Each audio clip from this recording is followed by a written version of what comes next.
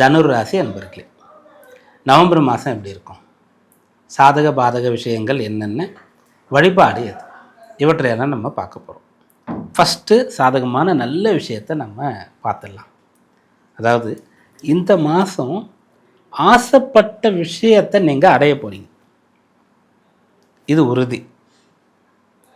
ஆசைப்பட்ட விஷயம்னு சொன்னால் நமக்கு அதுக்கு சம்பந்தமே இல்லாத நம்ம ஒரு ஒரு அப்போ தான் ஒரு பயிற்சியை ஆரம்பிச்சிருக்கோம், ஏதோ ஒரு விளையாட்டை விளையாடுறதுக்காக. அப்போ அதில் நான் நம்பர் 1 ஆயிடணும் அப்படின்னா உடனே நடக்குமா? இப்போ தான் சின்னதாக ஒரு பிஸ்னஸ் ஸ்டார்ட் அப் ஆரம்பிச்சிருக்கோம், மிகப்பெரிய தொழிலதிபர் பட்டியலில் நான் வந்துடணும், இப்போ தான் காசை சேமிக்க ஆரம்பிச்சிருக்கோம், நான் உலகத்தின் செல்வந்தர்கள் பட்டியலில் வரணும். அப்போது இதை அடையிறதுக்கு எவ்வளோ பெரிய காலம் தேவைப்படும், அதை நான் சொல்லலை. இப்போ அடையிறதுக்கான எலிஜிபிலிட்டி உங்களுக்கு இருக்குது, தகுதி உங்களுக்கு இருக்குது, அப்படிப்பட்ட விஷயம். ஆனாலும் கிடைக்காம இருக்குங்க, அதெல்லாம் கிடைக்கும். இப்போ நீங்கள் நல்ல ஒரு கோர்ஸை ஜாயின் பண்ணி படிக்கணும்னு நினைக்கிறீங்க, அது படிக்கிறது முடியாமல் தடைப்பட்டுட்டே இருக்குது, படிப்பீங்க.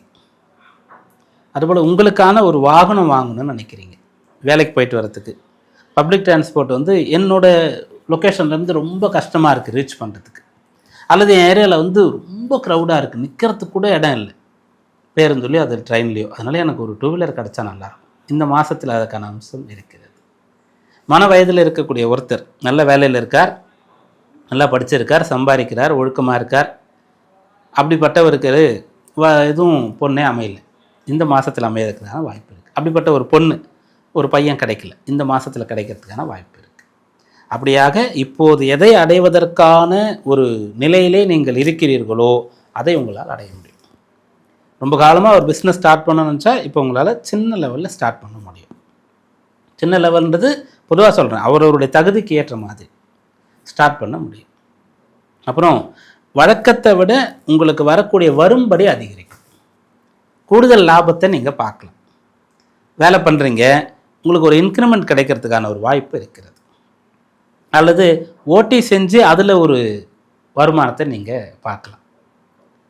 அல்லது வேலை பார்த்துக்கிட்டே வேறு ஒரு இடத்துல நீங்கள் உங்களுக்கு தெரிஞ்ச விஷயங்கள் இந்த ஃப்ரீலான்சிங்லாம் செஞ்சு கொடுக்குறீங்க விதிகளுக்கு உட்பட்டு, அப்போ உங்களுக்கு வருமானம் கிடைக்கும். அப்படியாக வருமானம் அதிகரிக்கிறதுக்கான வாய்ப்பு இருக்குது.